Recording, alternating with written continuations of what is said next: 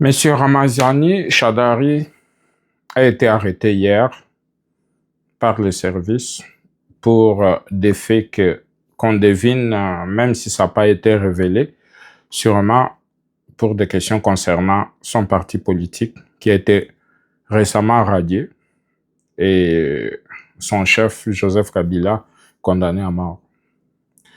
Je pense qu'à un moment donné, on devait réfléchir comme citoyen. C'est vrai que Joseph Kabila ou à Ramazani Chadari doit tout à Joseph Kabila. D'abord, le fait qu'il lui ait donné la vie qu'il a aujourd'hui. Le fait aussi qu'il ait fait de lui, contre toute attente, un candidat président de la République, ce qu'il n'aurait jamais imaginé, même dans ses rêves le plus fou. Mais il est devenu candidat président et dans ses annales, il pourra toujours répéter qu'il a été candidat président de la République grâce à ce monsieur de Joseph Kabila. Cependant, aujourd'hui, on sait l'essor de Joseph Kabila et on sait où il se trouve. Joseph Kabila, ancien président de la République démocratique du Congo, tout comme le Chadari qui a été candidat président de la République, par chance, celui-là est devenu président de la République démocratique du Congo contre toute attente. Souvenez-vous que Kabila, un enfant soldat, débarque à Kinshasa, puis à 29 ans, il devient président de la République pratiquement moins de 5 ans après être arrivé au Congo. Quel exploit! J'avais quelqu'un qui n'a jamais été au Congo, puis qui est arrivé au Congo 3 ans après, comme enfant soldat, puis dans la foulée, puisque les Occidentaux l'ont voulu, est devenu président de la République démocratique du Congo. Oui, président de la République démocratique du Congo. Et Ramazani Chadari a failli le devenir aussi de la même façon. On sait très bien que Joseph Kabila n'avait aucun profil, puis rien ne lui prédestinait à devenir président. Aux côtés de Laurent Désiré Kabila, il y avait des éminentes personnes comme Yero Diandombassi, Moïse Kongolo, puis tout ce monde-là. Mais les Occidentaux ont jeté leur dévolu sur un certain Joseph Kabila, que plus tard, un Belge nous dira que on a pensé le mettre là puisqu'ils savaient qu'ils pouvaient le manipuler, puis pour leur cause, qu'ils ont pris un jeune Rwandais puis qu'ils pensaient pouvoir manipuler. Et quelques années plus tard, au jour d'aujourd'hui, le jeune soldat devenu président 18 ans durant est devenu rebelle et puis on le voit se promener à l'est de la République dans des zones occupées par l'ennemi. Puis on comprend finalement que le gars n'était qu'un pion infiltré au sommet de l'État pour nous rendre cette tâche difficile. La même chose, vous comprenez qu'est-ce qui s'est passé avec James Kabarebe.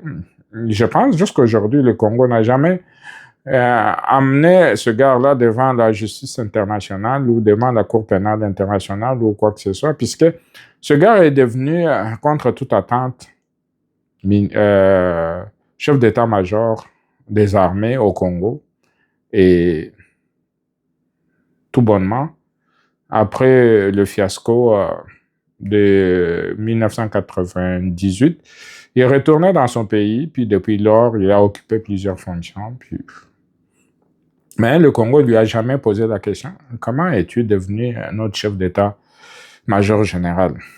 Toujours est-il que c'était sous l'impulsion de Joseph Kabila. Je ne pense pas que sous Joseph Kabila, lui-même rwandais de son État, il pouvait demander des comptes à son compatriote qui était retourné avant lui au Rwanda. Puis donc, lui-même l'a rejoint dernièrement.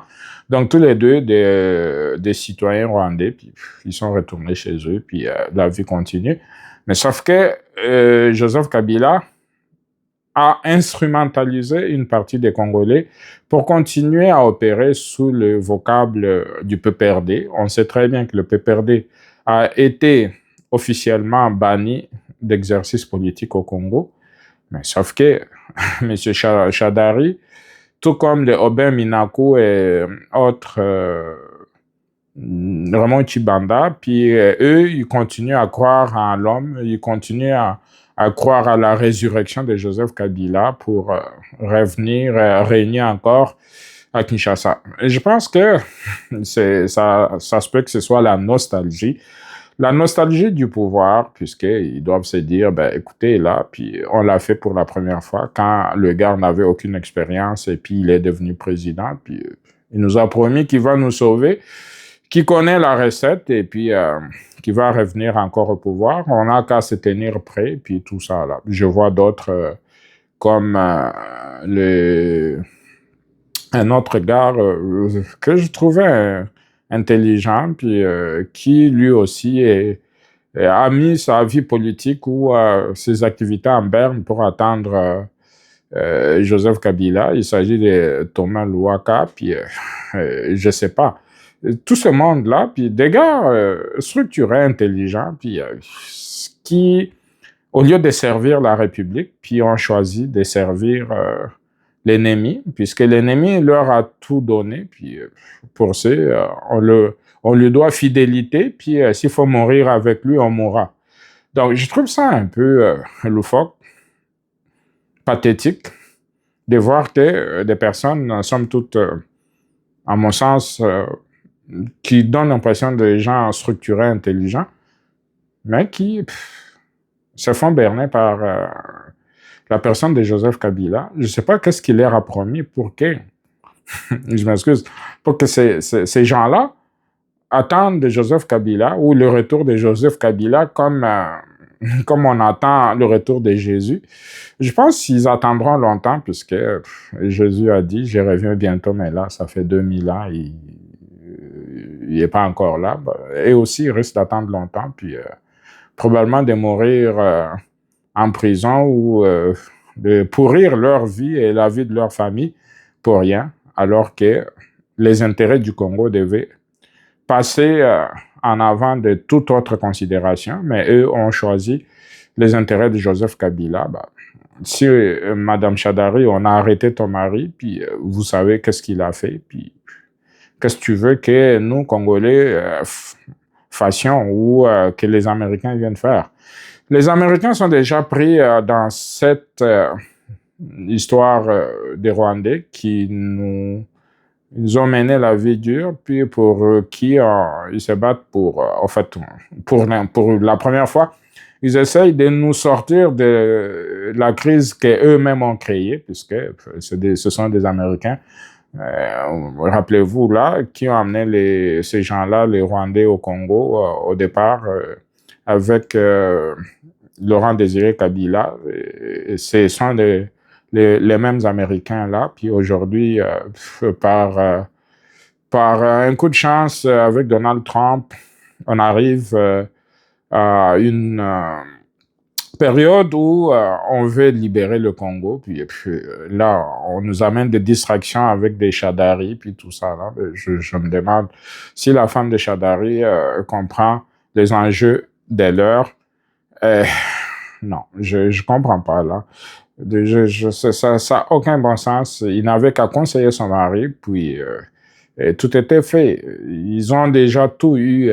Ils ont spolié les caisses de l'État, puis ils se sont enrichis, puis la vie est belle. Mais sauf que l'État ne les a même pas poursuivis pour enrichissement illicite. Mais aujourd'hui, ils se plaignent puisque on a arrêté quelqu'un qui continue à soutenir un rebelle jusqu'à la mort. Tant pis pour eux. En plus, bonne soirée.